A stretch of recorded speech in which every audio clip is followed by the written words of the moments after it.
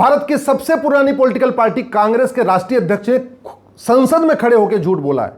मैं सांसद नहीं हूं कि मैं उनको संसद में जवाब दे सकूं, इसलिए आज मैं खड़गे जी से हाथ जोड़ के निवेदन कर रहा हूं, आप जंतर मंतर आइए, रामलीला मैदान आइए, पूरे देश की मीडिया को बुलाइए और मैं आपसे मनुस्मृति के ऊपर चर्चा करने के लिए तैयार हूं। आपने मनुस्मृति के ऊपर सफेद झूठ बोला है। आपने संसद में जो बात कही है वो मनुस्मृति में नहीं है। ये मेरे हाथ में मनुस्मृति है, आपको दिख रही होगी, ये आर्य समाज प्रकाशन की पुस्तक है, मनुस्मृति है, बहुत ही प्रामाणिक पुस्तक है। इसमें वो बातें लिखी नहीं है जो आपने कहा है। इस आर्य समाज के द्वारा प्रकाशित मनुस्मृति में 1214 श्लोक हैं, सारे श्लोक मैंने पढ़ के देखे, वो बात लिखी नहीं है जो आपने कहा है संसद में।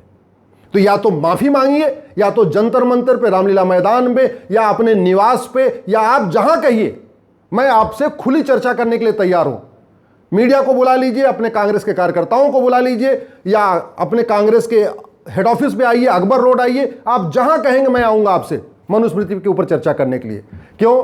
क्योंकि आप केवल मनुस्मृति का अपमान नहीं कर रहे, आपने मनुस्मृति के माध्यम से सनातन धर्म का अपमान किया, हिंदू धर्म का अपमान किया, और संसद में खड़े होकर आपने बोला, इसका मतलब पूरी दुनिया में रिकॉर्ड पे चला गया कि मनुस्मृति में ये बातें लिखी हुई है, जबकि ऐसी है ही नहीं। या तो आपने झूठ बोला है, या तो आपके पास नकली मनुस्मृति है। क्योंकि मनुस्मृति बहुत सारी नकली भी बनी है। मुगल काल में भी मनुस्मृति में बहुत सारी छेड़छाड़ की गई, ब्रिटिश काल में भी मनुस्मृति में बहुत सारी छेड़छाड़ की गई। जानबूझ के अंग्रेजों ने मनुस्मृति में कई सारे श्लोक जुड़वाए, मुगल काल में भी इसमें श्लोक जुड़वाया गया हमारे सनातन धर्म को बदनाम करने के लिए, हिंदू धर्म को बदनाम करने के लिए। तो या तो आप झूठ बोल रहे हैं, आपके पास ये मनुस्मृति नहीं है, और अगर है तो वो नकली मनुस्मृति है जिसको आपने संसद में दिखाया, इसलिए आपको माफी मांगना चाहिए। और या तो माफी मांगिए, और नहीं तो हमसे शास्त्रार्थ करिए। मैं आपसे जहां आप कहेंगे, जिस समय कहेंगे, जिस दिन कहेंगे, मैं सारे काम छोड़ के आपसे मनुस्मृति के ऊपर चर्चा करूंगा। पूरी दुनिया में मनुस्मृति के ऊपर चर्चा हो रही, इसको पढ़ाया जा रहा है स्कूलों में। वर्मा में, थाईलैंड में, कंबोडिया में, जावा में, बाली में मनुस्मृति पढ़ाई जाती है। मिस्र में, ग्रीस में, रोमन में, यूरोप में, अमेरिका में, ब्रिटेन में, जर्मनी में मनुस्मृति के ऊपर शोध हो रहा है। दुनिया के कई सारे विचारकों ने कहा कि Manusmriti is the first codified law of the earth. कई लोगों ने कहा Manusmriti is the first codified law of the world. पहली पुस्तक है जो रिटन में है, जिसमें 1214 श्लोक हैं, जिसमें 12 चैप्टर हैं। काम का विभाजन है, वर्क डिस्ट्रीब्यूशन है, विधायिका इसमें कैसे रह काम करेगी, कार्यपालिका कैसे काम करेगी, न्यायपालिका कैसे काम करेगी, कैसे सजा दी जाएगी, कैसे दंड की व्यवस्था दी जाएगी, सब कुछ है। और आप जिस मनुस्मृति को बदनाम करने की कोशिश कर रहे हैं, उसी में साफ साफ लिखा हुआ है, यत्र नारस्तु पूज्यते रमन्ते तत्र देवता। जहां नारी की पूजा होती है वहां देवता निवास करते हैं। इस मनुस्मृति के बहुत सारे श्लोकों को सुप्रीम कोर्ट ने अपने जजमेंट में यूज किया है। मनुस्मृति के बहुत सारे श्लोकों को अलग अलग हाई कोर्ट ने अपने जजमेंट में यूज किया है। कई बार फैमिली डिस्प्यूट में हमारा वर्तमान कानून काम नहीं करता, वहां मनुस्मृति को कोर्ट करके फैसला किया जाता है।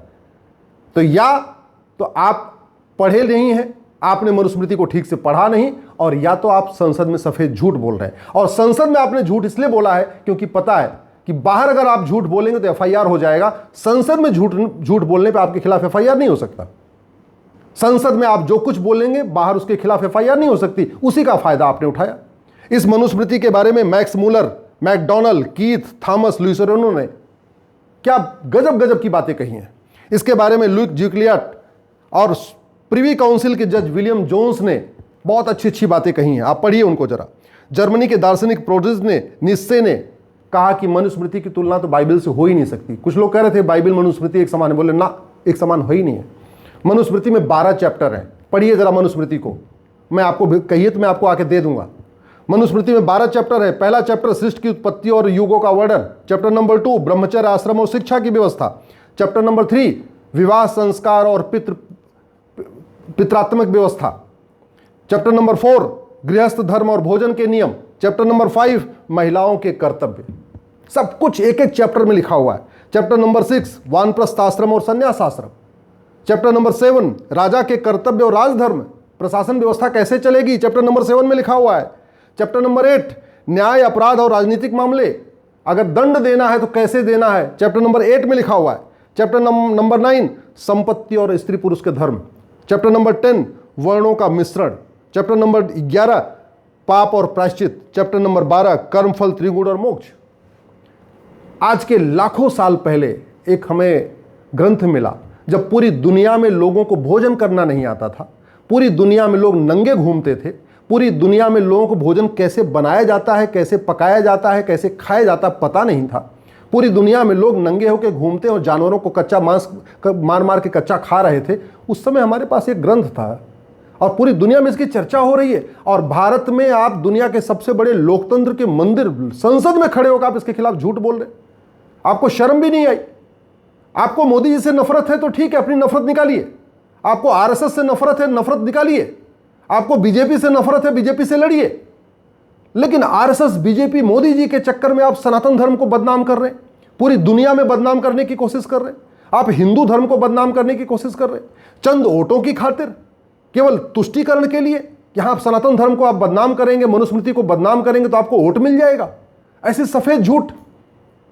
अगर आप बाहर ये बात कहे होते तो मैं आपको बताता कि कानूनी प्रावधान के अंतर्गत क्या क्या कार्रवाई की जा सकती है, लेकिन आपने संसद का फायदा उठाया।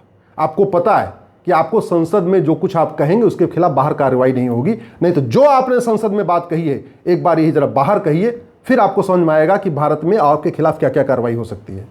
या तो माफी मांगिए, या इस मनुस्मृति को पढ़िए, मैं आपको भेंट कर रहा हूं, या कांग्रेस के ऑफिस में या जंतर मंतर पे या रामलीला मैदान में, जहां आप कहेंगे, अपने निवास पे मैं आता हूं, हमसे मनुस्मृति के ऊपर शास्त्रार्थ करिए, खुली चर्चा करिए। क्योंकि जो कुछ आप लोग कहते हैं वो मनुस्मृति में कहीं नहीं लिखा हुआ है। ये मनुस्मृति मेरे पास भी है, आपको दिख रही होगी।